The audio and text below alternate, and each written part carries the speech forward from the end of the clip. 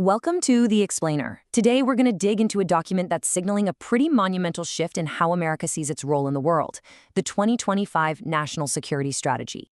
Okay, let's just dive right in, shall we? This one sentence, it basically sets the stage for everything.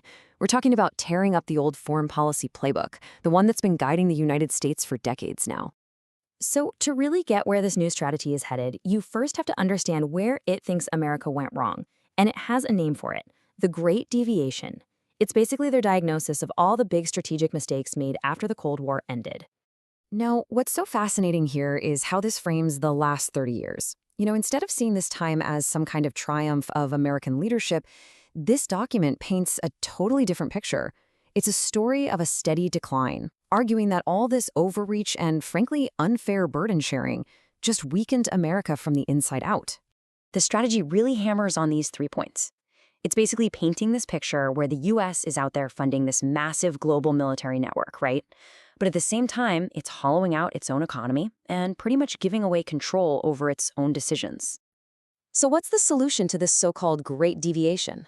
Well, it's a brand new doctrine, and they call it sovereign realism. And believe me, it completely redefines what national interest even means.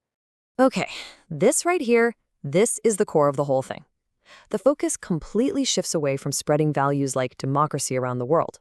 Instead, it's all about getting real, concrete, material advantages for the United States. You could almost say it's about power, not principles. Yeah, this slide really lays it all out, doesn't it? It's the perfect before and after. On one side, you've got the old way of thinking, global leadership, working with everyone.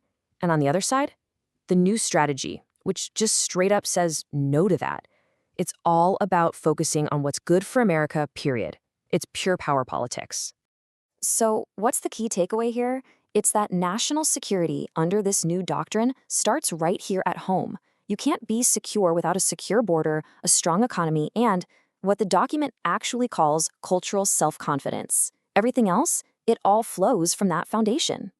All right, so how does this new philosophy actually play out on the world stage? Well, the strategy basically redraws the world map. It shrinks it, really, dividing the globe into these different zones, and each one gets a totally different level of priority from the US. Priority number 1, and it's not even close, is America's own backyard. We're talking about a supercharged Monroe Doctrine for the 21st century. The goal is total US dominance in the Western Hemisphere, pushing out any and all rivals. Okay, so after securing the home front, priority number 2 is the Indo-Pacific.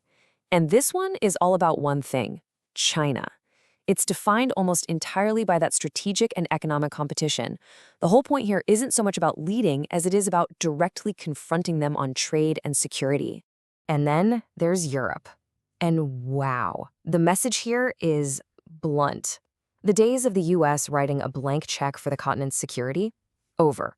According to this document, it's time for the Europeans to foot their own defense bill. This chart really puts it all into perspective, doesn't it? You can literally see the shift. All the power and attention is being pulled back closer to home and focused on that one big competitor. And old allies, like in Europe, they're just not the top priority anymore. Okay, so let's step back. When you put all these pieces together, the whole critique of the last 30 years, this new sovereign realism doctrine, the redrawn map, what does it all add up to? Well, the authors of the strategy don't mince words. It is the end of an era.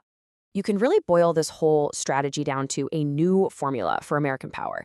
Forget global leadership. It's now about economic strength, a powerful sense of national identity, and very carefully picking and choosing when and where to get involved overseas, and only if it's in America's direct self-interest.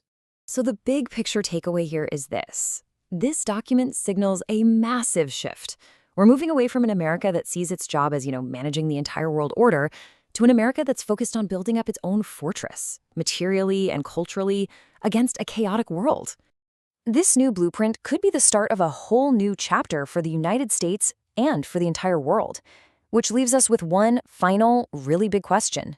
When a superpower decides to stop managing the world order, what on earth happens next?